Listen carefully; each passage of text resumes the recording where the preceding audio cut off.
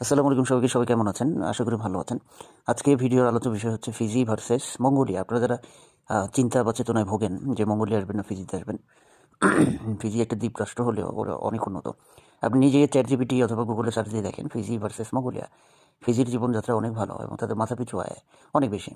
এবং আরেকটা বিষয় তো আমি সবসময় বলি যাদের সাথে কথা হয় যে if you know English, if you communicate in English, হ্যাঁ, ইংলিশ এফিসিয়েন্সি যদি আপনার থাকে, তাহলে মঙ্গোলিয়াতে it will not be valued. এরা ইলিটারেট, গোয়ার মূর্খ। এখানে ইংলিশের কোনো ভ্যালু নাই। কিন্তু ইংলিশ কিন্তু অফিসিয়ালি ফিজির সেকেন্ড ল্যাঙ্গুয়েজ। 3 সালে চেষ্টা করে দেখতে পারেন।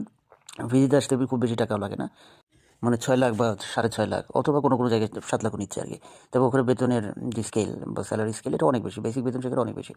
মঙ্গোলিয়াতে 2 বার বেতন দেয় মাসে, আর সেখানে ফিজিতে প্রত্যেক সপ্তাহে সপ্তাহে বেতন দিয়ে দেয়। মানে আপনার হাতের টাকা আপনি পাঠিয়ে দেবেন না খরচ করবেন সেটা আপনার উপরেই থাকবে।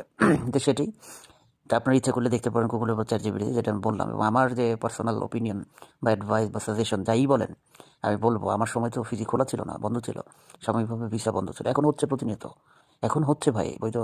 বা আমার যে লিঙ্ক আপ আছে, আমার যে এজেন্সি আছে, যোগাযোগ করবো। ফিজির জন্য 1 লাখ টাকা মনে করেন অ্যাডভান্স লাগবে, সেটা আমাকে দিতে হবে না, আমি এজেন্সি ঠিকানা দিয়ে দেবো, সেখানে গিয়ে দিলেই হবে।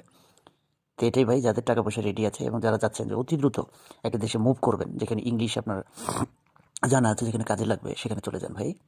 ইনশাল্লাহ ভালো কিছু হবে। এবং আমি যদি এখান থেকে ইউরোপ না যেতে পারি, মঙ্গোলিয়া থেকে, তাহলে আমারও ইচ্ছে আছে আমি দেশে গিয়ে, ছুটিতে দেশে গিয়ে ইনশাল্লাহ ফিজিতে চলে যাবো ইনশাল্লাহ, তখন যদি খোলা থাকে, আল্লাহ যদি রিজিক সেখানে লিখে রাখে। তো সেটাই ভাই, দেখুন, চেষ্টা করুন, এখনও আপনাদের হাতে সময় আছে। আপনারা যদি তৈরি থাকেন তাহলে দিতে পারেন। ফিজিতে মোটামুটি যেহেতু ট্যুরিস্ট এরিয়া, ট্যুরিস্ট একটা কান্ট্রি, সেখানে আসলে হোটেল বা রিসোর্ট অথবা কোনো শপিং মলে ভিসা বেশি হচ্ছে। তো ধন্যবাদ সবাইকে, আল্লাহ হাফেজ, ভালো থাকবেন, সুস্থ থাকবেন।